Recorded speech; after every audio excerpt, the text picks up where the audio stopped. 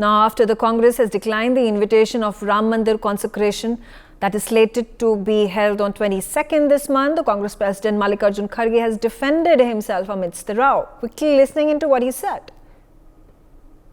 सारी चीजें कही है और हमारा जो कहना है या इससे पहले अगर आप पेपर निकाल के देखेंगे तो मैं 6 तारीख को स्टेटमेंट दिया प्रेस कॉन्फ्रेंस में, आपको कहा, और वो 7 तारीख आपने प्रिंट किया।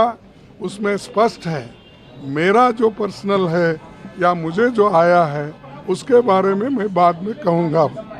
और जहाँ तक सवाल है, जो आस्था रखने वाले लोग हैं वो आज भी जा सकते हैं, कल भी जा सकते हैं, परसों भी जा सकते हैं। ये आप ही के पेपर में आप पढ़ लीजिए। मैं ये तो 6 तारीख क्लियर किया हूँ, फिर भी उसको पलट पलट के हम पे इतने वार करना ये ठीक नहीं है। ये एक कॉन्स्पिरेसी है बीजेपी की, और बीजेपी यही मुद्दे को बार बार उठा रही है। मैं तो 10 दिन पहले बोला हूँ, फिर अब क्यों उठा रहे आप?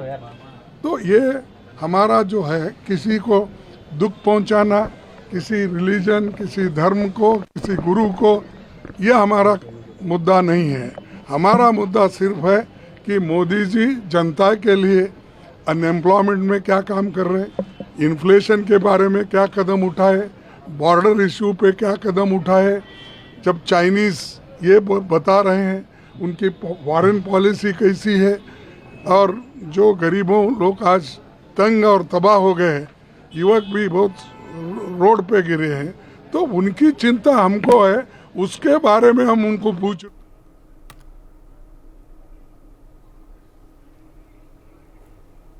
All right, so that was Mallikarjun Kharge giving his justification for not attending the consecration ceremony on the 22nd of January. He's particularly questioned the government of India that what is it doing for the important, unfortunate struggles of the people of our country, including unemployment and inflation. Manohar Kesri on the telecast with me. Manohar, shed light into this war of words that has continued between the BJP and the Congress for several days now. बिल्कुल Ram temple को लेकर के लगातार जो है सो politics शुरू हो गई है। और आप देखिए कि जिस प्रकार से अब मल्लिकार्जुन खड़गे ने भी कहा है कि हमारा जो मकसद है वो मकसद जो है सो पॉलिटिकल नहीं है। अगर वो धार्मिक अनुष्ठान होता तो मैं जो है सो उस पर जाता। और ये आज इस प्रकार से कांग्रेस की ओर से डिफेंड किया गया। उन्होंने कहा कि बीजेपी पॉलिटिक्स कर रही है और ये धार्मिक अनुष्ठान नहीं बल्कि पॉलिटिकल प्रोग्राम हो गया है। 4 शंकराचार्यों ने जिस प्रकार से मना किया है जाना, अगर ये प्राण प्रतिष्ठा रिलीजियस होता तो हम रुक जाते हैं। हालांकि उन्होंने ये भी कहा है कि हम भी कांग्रेस नेताओं को मना नहीं किया है, वो अपनी आस्था के अनुसार से जा सकते हैं। और 15 जनवरी को कांग्रेस के जो यूपी के प्रदेश अध्यक्ष अजय राय और तमाम नेता भी जाएंगे। जी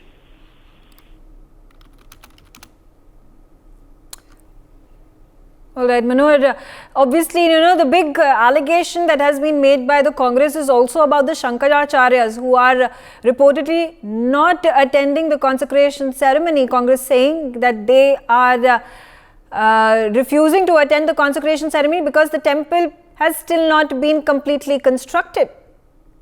देखिए बिल्कुल इसीलिए कांग्रेस ने इस पर अटैक किया है और उन्होंने कहा है कि जो बीजेपी की ओर से सोशल मीडिया पर वायरल किया जा रहा है वो एक सोची समझी साजिश के तहत है। कांग्रेस को एक तरह से पूरी तरह से पॉलिटिसाइज किया जा रहा है, बदनाम करने की कोशिश है। और लोकसभा चुनाव 2024 को लेकर के क्योंकि पवन खेड़ा ने इस बात को कहा है कि जो लेटर है शंकराचार्य की ओर से जिसमें से कहा जा रहा है कि 2 राजी हैं, तो उनके लेटर पे उन्होंने टिप्पणी की है और उन्होंने कहा है कि उसमें शंकराचार्य का साइन नहीं है बल्कि सेक्रेटरी का साइन है और वहाँ के प्रबंधक का साइन है, दोनों अलग अलग लेटर में। तो ऐसे में चारों जो शंकराचार्य हैं उन्होंने साफ तौर से इसका अपोज किया है कि टेम्पल अंडर कंस्ट्रक्शन है और अंडर कंस्ट्रक्शन में वो अधूरा माना जाता है, इसलिए प्राण प्रतिष्ठा जो है सो करना सही नहीं है, इसलिए हम नहीं जा रहे। For more such videos, subscribe to the NewsX YouTube channel, hit the bell icon.